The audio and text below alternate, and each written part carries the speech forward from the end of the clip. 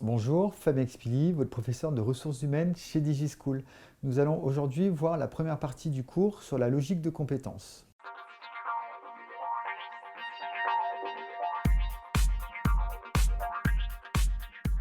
Donc nous avons pu voir sur une autre vidéo que la compétence est un socle de savoir, savoir-être et savoir-faire qu'on est capable d'utiliser dans une situation professionnelle de nature plus ou moins complexe.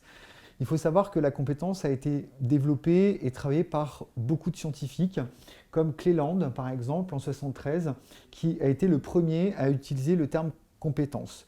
Donc pour lui, la compétence a permis aussi de démontrer qu'on n'avait pas forcément besoin d'avoir que des savoirs ou une intelligence pour pouvoir s'en sortir et que les aptitudes, elles pouvaient aussi être liées à des savoir-faire ou des savoir-être par exemple.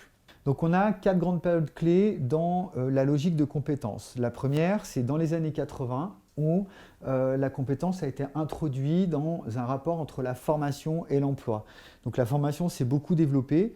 On parle d'éducation, par exemple, lorsque l'on est sur un transfert de savoir et on est sur la formation lorsque l'on est sur un transfert de compétences. Donc la formation s'est beaucoup développée dans les années 80 puisqu'on s'est rendu compte que c'était nécessaire d'avoir des compétences pour arriver à avoir un emploi précis. Ensuite, dans les années 90, la GPEC, qu'on appelle la gestion prévisionnelle des emplois et des compétences, a affirmé l'association de la notion de compétence au niveau de l'entreprise, puisque la GPEC est aujourd'hui obligatoire pour des entreprises où il y a au moins 300 salariés. Dans les années 95, le premier bilan sur la compétence, c'est peu concluant. Et c'est au début des années 2000 que la notion de compétence, elle s'insère davantage dans notre quotidien.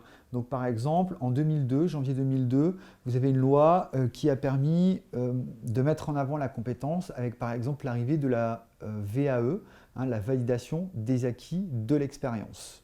Donc la notion de compétence, elle est à la fois associée à des pratiques, mais également à des concepts variables et toujours en mouvement. Donc c'est une citation de Defenix et du coup cette citation elle permet de mettre en avant que la compétence elle va toujours évoluer, c'est-à-dire que si vous êtes compétent sur une tâche spécifique, vous allez devoir la faire évoluer et elle est variable.